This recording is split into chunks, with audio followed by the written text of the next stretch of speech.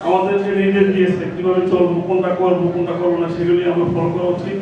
আমরা সেটা ফলো করবো। এই জনগণের যে কাজগুলো মৌলিক কাজ, আমরা মনে হয় কোরআন হাদিসের আলোকে যদি চলতে পারি, জনগণের মৌলিক কাজগুলো আমরা করতে পারবো। এই যে যারা ক্ষমতা থাকে, আমরা নির্বাচনের পূর্বে কত সুন্দর সুন্দর গল্প সাজাই, আমরা এটা করবো, সেটা করবো, মসজিদ করবো, মাদ্রাসা করবো, মন্দির করবো, রাস্তা করবো, এগুলো বলে নিজের স্বার্থের জন্য অনেকে আমরা বলে থাকি। কিন্তু পাস করার পর আমরা সব বেরাম ভরে যাই, তখন আর জনগণের কোনো দাম নাই।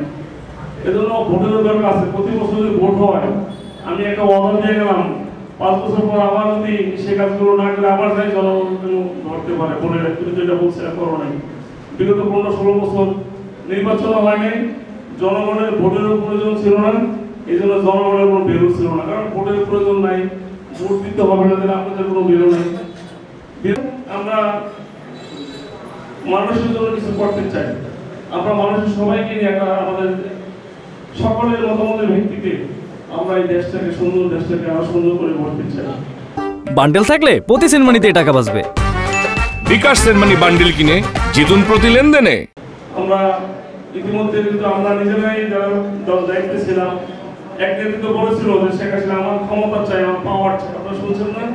সে বছর আমার ক্ষমতা চাই, আমার পাওয়ার চাই। কত পাওয়ার দরকার?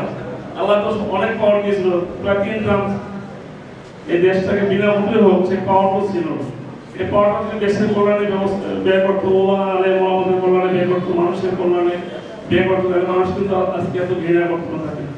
এখন কিন্তু বাংলাদেশের সকল লোক বলে আমরা আমলি করি না, এখন করা কিন্তু আমলিকটা এমন একটা ঘৃণিত একটা বিষয় হয়ে গেছে। কেউ আর স্বীকার করে না যে আমি আমলি করি, কেউ জামাত করি না, কেউ বিএনপি করি, মানে আমলিকটার পরিচয় দিতে এখন তারা এখন লজ্জা বোধ করে।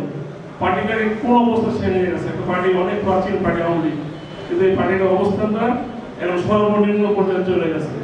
রাজনীতিবিদদের মানুষ ঘৃণা করে আমি দেখছি। এই 16-17 বছরের রাজনীতিবিদদের পলিটিক্স যে পার্টি করুক না কেন, মানুষের শুনে নেতাকে দূর চোরটাকে পাক করে, এই বড় মানুষের কোনো ধারণা হয়ে গেছে।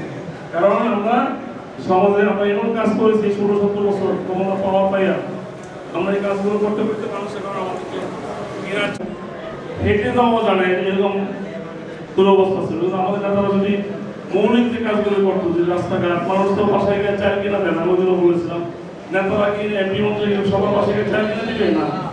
তাদের যে মৌলিক কাজ, রাস্তাঘাট, বিদ্যুৎ, এগুলো করলেই জনগণ খুশি হয়। আমাদের সামাজিক যে বলগুলো আছে করলে খুশি হয়। কিন্তু আমরা ক্ষমতা পাই সব ভুলে যাই, পিছনে যাই গেছিলাম, পাওয়ারটা পাওয়ার পর সব আমরা ভুলে যাই। যাই হোক, আমাদের অনেক রাত হয়ে গেছে, আমাদের মিটিং আছে। আপনারা সবাই মসজিদ থেকে নামাজ পড়ে আসছেন, আমরা সম্ভবত একসাথে ডিনারটা করতে পারবো আপনাদের সাথে। আমার ইচ্ছা ছিল আজকে আপনাদের সাথে পরিচিত হব, আপনারা আমাকে চিনলেন, আমরাও আপনাকে চিনলাম, আলেমদের সাথে আমরা চলার চেষ্টা করি। একদম আমার জীবনের শুরু থেকে আমি আলেম হলো, আমার বাবা, আমার ভাই বোন, আমরা সবাই আলেম আলমদের সংঘর্ষে থাকার চেষ্টা করি। এটা আমাদের সাথী করি। আলেম হচ্ছে নায়েবে রসুল। আমরা রসুলের দেখে নিই, আমরা আপনাদের পাশে থাকতে পারি, তাহলে মনে করলাম না একটা নায়েবে রসুলের পাশে থাকলাম। আপনাদের দোয়া চাই, সহযোগিতা চাই। আমার নেত্রী খালানি অনেক অসুস্থ ছিল, আপনাদের সকলের দোয়ায় উনি সুস্থ হয়ে কিছুটা সুস্থ হয়েছে। আপনারা দোয়া করবেন ওর জন্য সুস্থ হয়ে দেশের মানুষের পাশে থেকে দেশের সেবা করতে পারে। আমার নেতা ভারপ্রাপ্ত চেয়ারম্যান তারেক রহমান, ওনাকে অনেক কষ্ট দিচ্ছে। ওনাকে আপনারা অনেকে জানান না, আর্মি বেঁধে পিটাইয়া রক্তাক্ত করে ওনাকে পরে বলছে তুমি দেশ ছেড়ে চলে গেলে তোমাকে ছেড়ে দিব। উনি দেশ ছেড়ে চলে যেতে বাধ্য হয়েছে। এখন আমার মতে সকল মামলা থেকে তারেক রহমান খালেদা জিয়া মুক্তি পেয়েছে।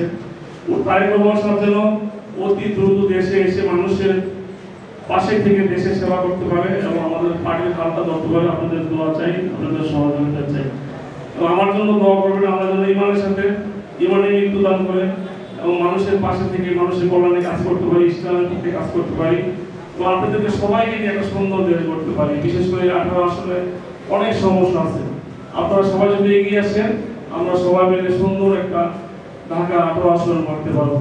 এবং আমরা যদি কোনো দায়িত্ব দেয়, আমরা আলেমদের সাথে পরামর্শ করে, সমাজের ভালো লোকদের সাথে পরামর্শ করে আমরা কাজ করতে চাই। আপনাদের সকলের সহযোগিতা চাই। আপনাদের সবাইকে আমার কথা শোনার জন্য আপনাদেরকে ধন্যবাদ জানাচ্ছি। খোদা হাফেজ। বাংলাদেশ জিন্দাবাদ। আসসালামু আলাইকুম।